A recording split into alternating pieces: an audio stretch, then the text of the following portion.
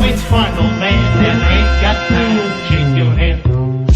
Get that side check, put it in pockets till I get back. Going downtown. Alright people, new review, right? Finally. Anyway, as many of you know, I hold Infamous 2 in a very, very high regard. I love 1, but 2 is easily like one of my favorite games of all time. It's just pure fun with a great cast and story and wonderful graphics. So, I was very, very excited to finally get my hands on Second Son. Second Son tells a story a little bit different, take away the comic book style and add a more realistic and gritty approach, mixed with the smoke powers, neon, and more, but I won't reveal, because I don't want to spoil it if people haven't played, and you really have this new world and character to explore. So, did Infamous Second Son live up to what Infamous 2 did for me? We're going to find out right now. Which one, old man, that ain't got to shake your hand? Get that side check, put it in pockets till I get back. Going downtown. The good. No. Fuck good. Let's put the great. The graphics. Stunning particle effects, wonderful looking city, amazing powers to watch, and tons of shit all happening at once on screen. The game truly looks marvelous, and I find it very hard to believe that anyone would actually disagree on this point. The story is another strong point. While some people don't really like the cast, I love it. Deslin is a bit, immature, but he's fun and easygoing, which is nice compared to Cole, who was a little bit, uptight, but really cool. With some good character growth as the story goes on as well, I really liked him. Reggie, his brother, is a great side character that actually lives up to Zeke easily, in my opinion, because I hated Zeke in the first game, loved him in the second.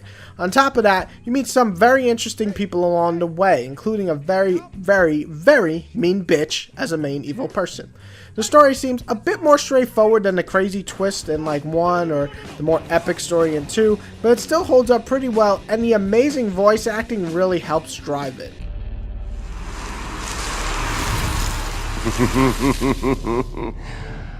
Oh, this fast healing stuff is gonna come in real handy.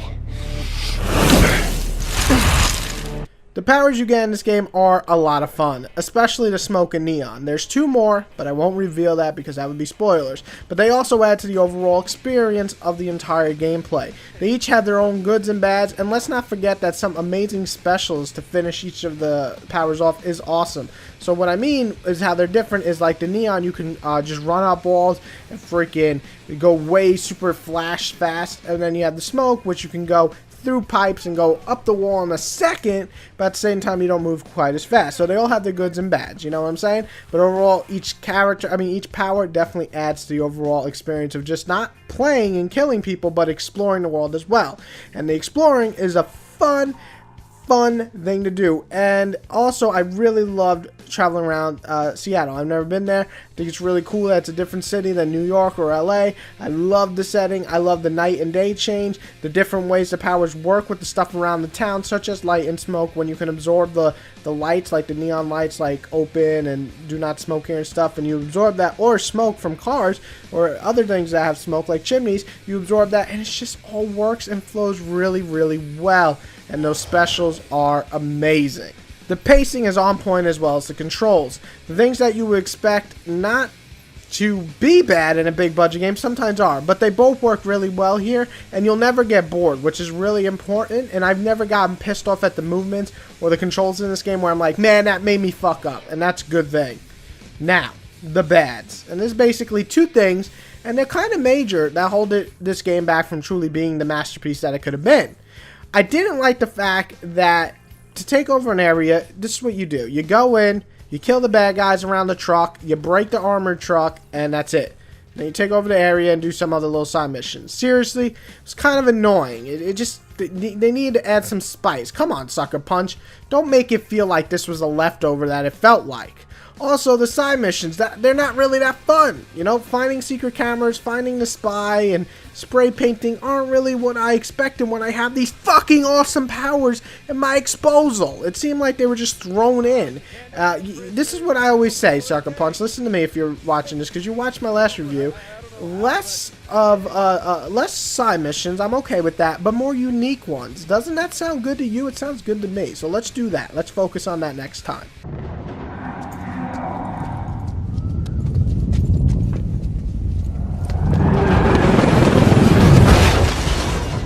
Which it's fun, old man. Then ain't got time to shake your head. Get that side check, put it in pockets like it's back. Going downtown. I mean, I really dug my time with InFamous. I had about, 10-12 hour game, but then I'm going to replay it again. Then you got another 10 hours on Evil, or good if you played Evil first. It's a well-told and really fun story in my opinion. It's really fun gameplay, solid pacing and controls, and amazing graphics make this a buy for sure for fans. However, it felt like it had been rushed or added fluff to it to give it this extended life. As much fun as I had with it, and its main story, I was really let down by the side stuff. It wasn't like InFamous 1 or 2 had amazing side stuff, let's be real, but it was a bit more fun than this. But that was also years ago. I mean, InFamous 2 came out, what, 3-4 years ago? We should have evolved the next step up. Come on. But overall, let me say, Second Son is a great title. It is very much worth picking up if you are a superhero fan, or a sandbox fan, or you like InFamous, like myself. This game is awesome. For people who didn't like InFamous 1 or 2, don't really like the more open world approach, it didn't really change much, and it's not for you. I scored an 8.5, and I do believe it is a great game, and definitely belongs in the highly recommended on the PS4. I would say if anybody asks me what first game they should get, Second Son is my #1 choice, but I can't help but feel that there was just missed opportunities every once in a while that were present in this game. However, for pure fun, InFamous just never fails there, so it's definitely really fun and cool main story, but the side stuff's got to step up in the next game, got to. But InFamous, you do score an 8.5, you definitely belong in this series, you're a great game. I just didn't feel that you were up to InFamous 2's epic, great level, but it's still worth getting, guys, if you're an InFamous fan or superhero. I already repeated myself, just go get it if you like InFamous.